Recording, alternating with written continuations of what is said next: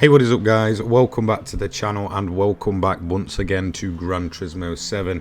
In today's video I'm going to talk about the fairly controversial £4,500 DLC known as the Bvlgari Vision Gran Turismo watches. Now if you don't know, or you've been kind of wondering where is that promised Bvlgari VGT, well today you're going to kind of get your answer. So I think we all know by now, if I bring up this screenshot on screen, about the I guess whole car silhouettes that arrive monthly, and you may spot that in this silhouette right here there is actually 3 cars. However, with update 1.42 I'm assuming that maybe 99.99% of the player base only got their hands on 2 cars, that being the one you've seen in the background, which is the Genesis X VGT, and obviously the Suzuki Jimny. However, the third car that was promised to come alongside this update actually didn't, unless you got your hands on this. This is the Bvlgari Vision Gran Turismo 10th anniversary watch, costing £4,500 and was essentially on sale for one day only, I believe on the 4th of December. Now there's 2 versions of this watch. I believe there's going to be something like 1,700 total, maybe 1,200 total, I'm not exactly sure on the wording of it. So basically there's only a minute amount of players that will be able to get their hands on this, or would have already got their hands on it, to be able to get a QR code which allows you access to the Bvlgari. Now originally, to begin with, there was the whole viewers campaign in December that granted early access to the Genesis X VGT. However, you may have noticed that basically anyone can now get their hands on this car and buy it straight away, meaning that there is actually no early access for the Genesis now.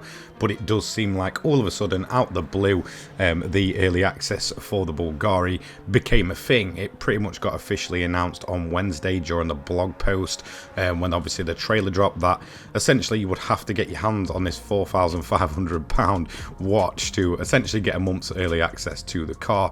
But for me, it's going to kind of lead into a bit of a controversial subject that for me it's almost very anti-consumer, you know, hiding things behind a bit of a, you know, paywall so high, meaning that people are very limited to what they actually get, and actually doing this in perhaps the weakest update of all time just really doesn't sit right with me at all.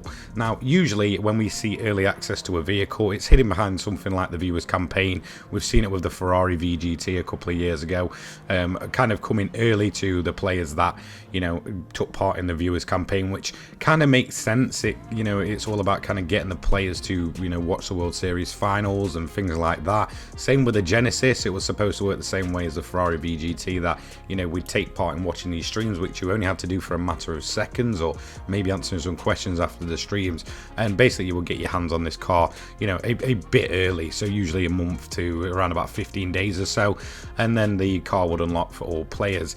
However, you know, in terms of locking it behind a watch which is in very limited quantity, which was available for only a very limited period, meaning that only a very minute amount of players can actually have it, it just does not sit right with me at all. It just does not feel like something that is kind of towards the players, and I think once again it kind of harks back to the bad memories of just being very anti-player base. You know, things like Gran Turismo 7 when it first launched, and the whole turning off the microtransactions for the reviews and then turning them on day one when the game launched, and, you know, the increase in price as well. If we look at sort of the microtransaction prices from GT Sport, it was upwards of like £5 maximum for a car, and it was only available for certain cars. So some of the more legendary 20mm cars and such were just unavailable. You had to actually go and play the game for it, whereas in GT7 it was there, but it was going to cost you upwards of, you know, a good couple of £100 to get your hands on just a single legendary vehicle costing around 20 million. And again, I just feel like it kind of takes away from the player base. You know, you've got players that play this game each and every day, you've got players that have stuck through it, through controversy after controversy, through bad update after bad update, and then not only do they drop perhaps the weakest update in terms of car lineup and actual content, apart from maybe the engine swaps and the Jimny being a fairly versatile vehicle, and obviously, you know, things like, I guess, car wishes falling on deaf ears, things like very outdated GT3s. It just really doesn't quite sit right with me at this point that they would then go ahead and do something that really kind of divides the player base. Now I know a lot of people are going to say, look, it's only a VGT vehicle, nobody's really bothered about them, and whilst I agree it's not perhaps the most amazing vehicle in the world, it's not like they've locked, you know, a 787B behind a paywall like this, but at the same time it's still kind of taking away an opportunity to drive a new vehicle in game, and promising it is in the silhouettes as coming with this update, and then in fact it's not, whilst also having the car still driving around in some of these single player events and, you know, things like that. It just really just doesn't seem quite right to me. Now I know a lot of people will probably jump down Polyphony's neck for this one, however I have a feeling that a lot of all the controversy that surrounds GT7 isn't actually really anything to do with Polyphony. At the end of the day they are basically, you know, part owned by a PlayStation studio. Obviously, you know, they are part of that. Again, it's a, you know, PlayStation only title. At the end of the day they kind of have to do what they are told, and I have a slight hunch that a lot of the controversies from microtransactions that Kaz originally said a few years ago he would never want in his game, and then they did come in GT Sport, and then, you know, they were even worse in GT7 when it first launched. Luckily, you know, the economy's kind of balanced out a lot more since then, and then things like this just kind of all kind of give me this feeling that there is, you know, more at play in the background than just Polyphony themselves. And, you know, does this stretch to the likes of the cars that we're getting game, you know, the licensing and stuff like that, the funding to get the licenses for vehicles? I do kind of have a feeling that a lot of this isn't necessarily down to Polyphony themselves.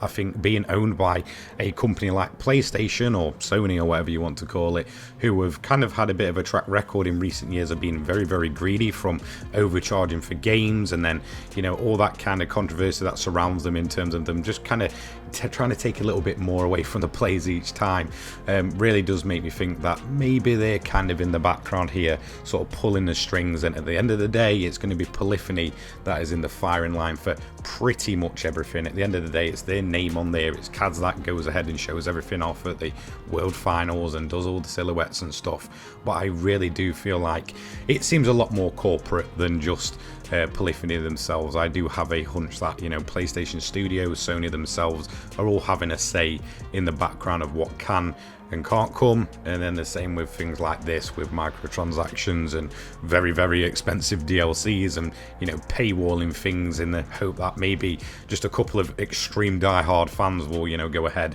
and purchase this watch. So I just thought I'd kind of give my opinion on it, that no, I don't agree with this, and whilst at the end of the day it is perhaps one of the, I guess, not most interesting cars in the world, still it just feels like it's kind of taking away from the player base, and the fact that this was advertised as coming with this update. However, apart from maybe 500 people, you're not going to get your hands on it till a month down the line. When it comes alongside the weakest update I think we've ever seen to GT7, it really just kind of adds salt to the wound. So let me know what you think down below. I'm really interested to see what you guys think. Are you bothered? Do you think that it's just not really, like I said, player friendly, and kind of taking away from the fans that have actually stuck through this game for all the controversy and bad updates? Do you think it's Polyphony themselves, or do you think it is Sony kind of pulling the strings in the background when it comes to, you know, silhouettes and these kind of DLCs and microtransactions and such? Let me know down below, and I'll see you in the next one. Take care, guys. Peace.